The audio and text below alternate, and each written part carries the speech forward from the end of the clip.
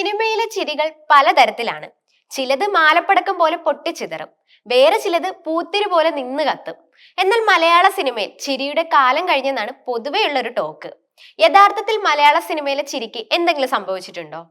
നാം ജീവിക്കുന്ന ചുറ്റുപാടുകളും കണ്ടുമുട്ടുന്ന മനുഷ്യരുമാണ് ഹാസ്യത്തിന് പ്രചോദനമാകുന്നതെന്നാണ് സംവിധായകൻ സത്യൻ അന്തിക്കാട് പറയുന്നത്. ഹാസ്യം ജനിക്കുന്നത് നമുക്ക് ചുറ്റുമുള്ള കാഴ്ചകളിൽ നിന്നാണ്. പൊന്മുട്ടയിടുന്ന താറാവിലെ വെളിച്ചപ്പാടും പശുവിനെ കളഞ്ഞ പാപ്പിയും ഇന്ന് നമ്മുടെ നാട്ടിൻപുറങ്ങളിൽ ഇല്ല.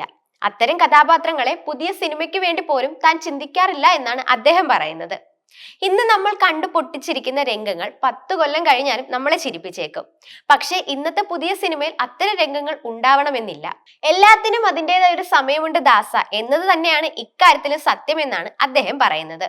പഴയ ഹാസ്യവും പുതിയ ഹാസ്യവും തമ്മിൽ വ്യക്തമായ വ്യത്യാസമുണ്ടെന്നാണ് സംവിധായകനും നടനുമായ റാഫി പറയുന്നത്.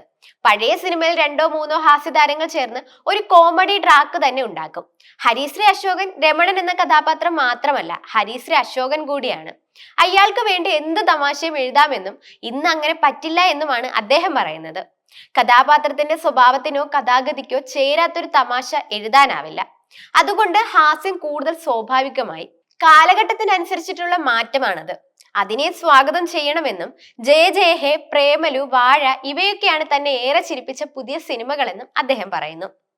എന്നാൽ ദിലീഷ് പോത്തൻ പറയുന്നത് പുതുതലമുറയുടെ ആസ്വാദന തരത്തിൽ ഉണ്ടായ മാറ്റം എന്നതിനപ്പുറം ശുദ്ധഹാസ്യത്തിന് വലിയ മാറ്റമൊന്നും സംഭവിച്ചിട്ടില്ല എന്നാണ്. ഹാസ്യം നന്നായി കൈകാര്യം ചെയ്യുന്ന സിനിമകൾക്കാണ് ഏറ്റവും വിജയസാധ്യത. പുതിയ കാല മലയാള സിനിമയിൽ വിവിധ ജോണറുകൾ പരീക്ഷിക്കപ്പെടുന്നുണ്ട്. അവ കൂടുതലും വിജയിക്കുകയും ചെയ്യുന്നുണ്ട്.